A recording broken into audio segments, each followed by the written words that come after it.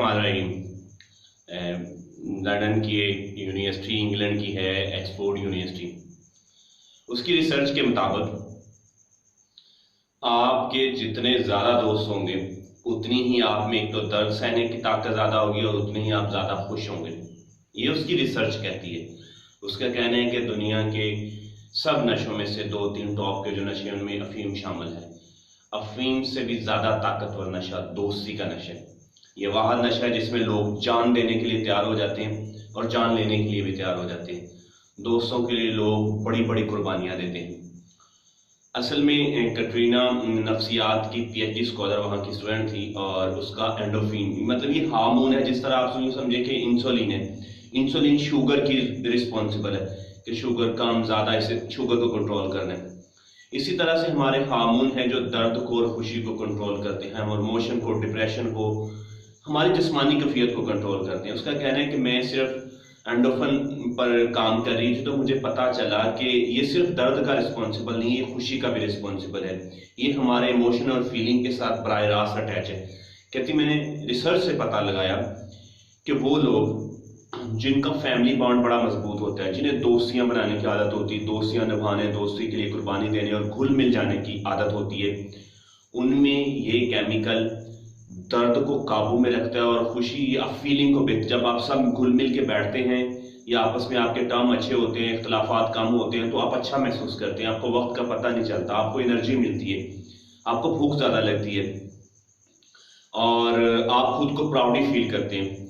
लेकिन उसका कहना है कि दूसरी तरफ बास लोगों का पदाशी तौर पर जीन से मतलब ये हार्मोन नहीं आया होता। बास लोगों मतलब तन्हाई का शिकार होते हैं। उसकी रीज़न ये होती है कि उनमें ये मादा कम पाया जाता है और उनमें डिप्रेशन या तन्हाई ज़्यादा पाई जाती है, जिसकी वजह से वो ना तो घुलते मिलते हैं और ना ही दोस्त बनाते हैं। वो हर वक्त तन्हाई का शिकार रहते हैं और अलग-अलग होना चाहते हैं। इसी तरह से जिनमें ये केमिकल बहुत ज़्यादा मिकदार में होता है, वो जितने भी दोस्त बना ले उन्हें लगता है कि दोस्त काम है और उन्हें लगता है कि ज़्यादा दोस्त बनाने चाहिए।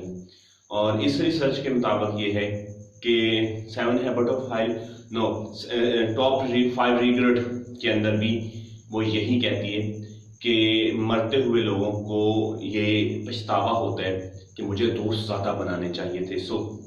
दोस्त हमें कॉन्फिडेंस का बायस होते हैं, दोस्त हमें हमारा बैकअप होते हैं।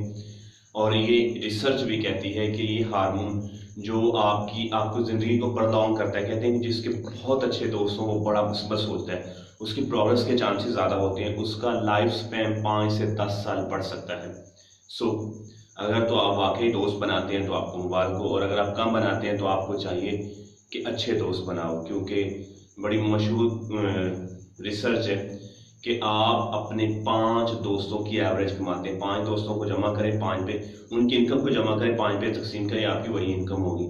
आपकी शख्सियत 3 दोस्तों की रवैयों का मजमुआ होती है, मतलब उसकी एवरेज होती है। आपके दोस्त आपकी ज़ुबान से, आपके किरदार से, आपकी सोच से, हर चीज़ से रिफ्लेक्ट होती हैं। जिस तरह से अच्छी किताब का इंतखाब करना है, इस तरह से अच्छे दोस्तों का भी इंतखाब करना है, ताकि आपको डिप्रेशन कम से कम हो और खुशी ज़्यादा से ज़्यादा मिले और आपके दर्द बर्दाश्त करने की ताकत ज़्यादा हो। Thank you.